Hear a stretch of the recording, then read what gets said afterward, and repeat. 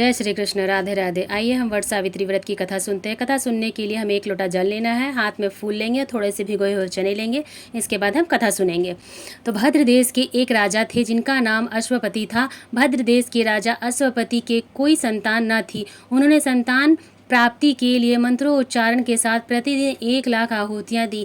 18 वर्ष तक एक क्रम जारी रहा। इसके बाद सावित्री देवी ने प्रकट होकर वर दिया कि राजन, तुझे एक तेजस्वी कन्या पैदा होगी। सावित्री देवी की कृपा से जन्म लेने के कारण कन्या का नाम सावित्री रखा गया।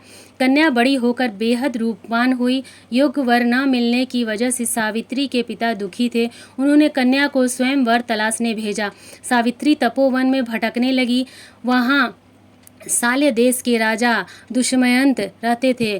क्योंकि उनके राज्य छीन चुका था, वह राजपाट से विहीन होकर अपने पुत्र सत्यवान के साथ जंगल में रहते थे। उनके पुत्र सत्यवान को देखकर सावित्री ने पति के रूप में उनका वरण किया। ऋषि राज नारद को जब यह बात पता चली तो वह राजा अश्वपति के पास पहुँचे और कहा कि हे राजन, यह क्या कर रहे हैं आप? सत्यवान गुणवान है, धर्मात्मा है और बलवान भी है, पर उसकी आयु बहुत छोटी है। वह अल्प आयु है। 1 वर्ष के बाद ही उसकी मृत्यु हो जाएगी।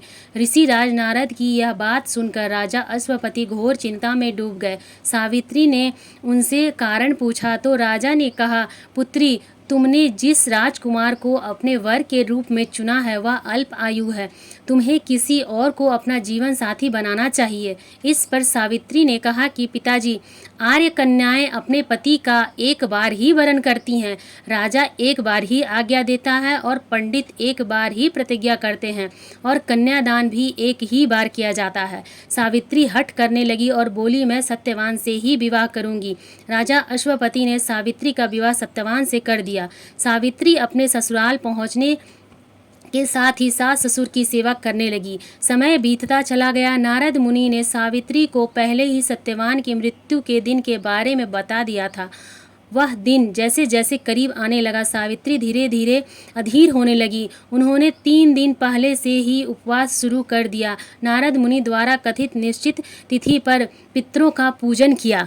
हर दिन की तरह सत्यवान उस दिन भी लकड़ी काटने जंगल चले गए। साथ ही सावित्री भी गई। जंगल में पहुंचकर सत्यवान लकड़ी काटने के लिए एक पेड़ पर चढ़ गए। तभी उनके सिर में तेज दर्द शुरू होने लगा। दर्द से व्याकुल सत्यवान पेड़ से नीचे उतर गए। सावित्री अपना भविष्य समझ गई थी। सत्यवान के सिर को गोद में रखकर सावित्री सत्यवान का सिर सहलाने लगी। तभी वहां यमराज आते दिखे। यमराज अपने साथ सत्यवान को ले जाने लगे। सावित्री भी उसके पीछे पीछे चल पड़ी। यमराज ने सावित्री को समझाने की कोशिश की कि यह विधि का विधान है, लेकिन सावित्री नहीं मानी। सावित्री की निष्ठा और पति परायणता को देखकर यमराज ने सावित्री से कहा कि हे देवी, तुम धन्य हो, तुम मुझसे कोई वर मांगो। सावित्री ने कहा कि मेरे सास ससुर वनवासी हैं और अंधे हैं, उन्हें आप दिव्य ज्योति प्रदान करें। यमराज ने कहा, ऐसा ही होगा, जाओ अब लौट जाओ। लेकिन सावित्री अपने पति सत्यवान के पीछे पीछे चलती रही।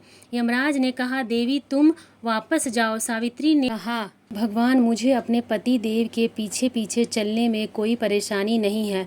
पति ने पीछे चलना मेरा कर्तव्य है। यह सुनकर उन्होंने फिर से उसे एक और वर मांगने के लिए कहा। सावित्री बोली, हमारे ससुर का राज छिन गया है, उसे पुनः वापस दिलवा दे।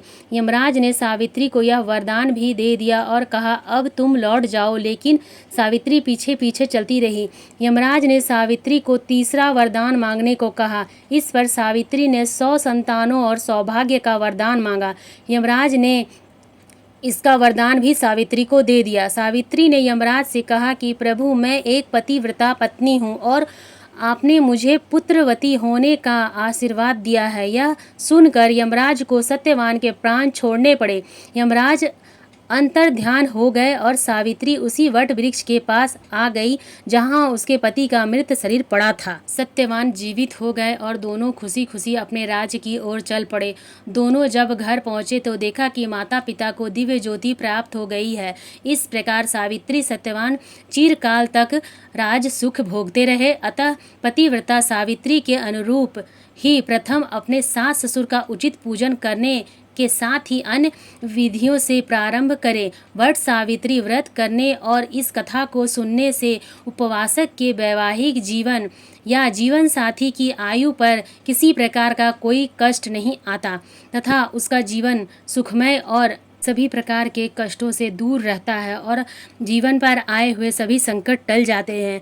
तो हे प्रभु, यह कथा सुनने वालों, बोलने वाले और सुनते समय होकारी भरने वालों सभी पर अपनी कृपा दृष्टि बनाए रखना।